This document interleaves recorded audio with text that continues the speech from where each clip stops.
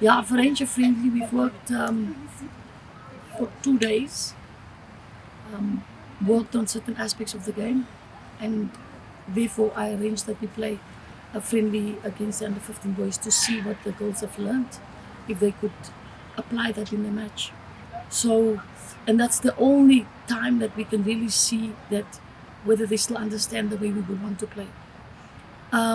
Sometimes training and what I'm calling now teaching football, the intensity is not as high and they know each other, so they will not give 200%. When you play against proper opposition like the boys, the intensity of the match increases. There are more pressure. They don't know the opponents, but they know they're learning how we want to play, and we try to play against the boys that we're going to play against Namibia.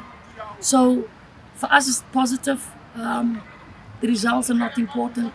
It's the players that we're still looking at, who understands, who has been grasping really what we've been working on.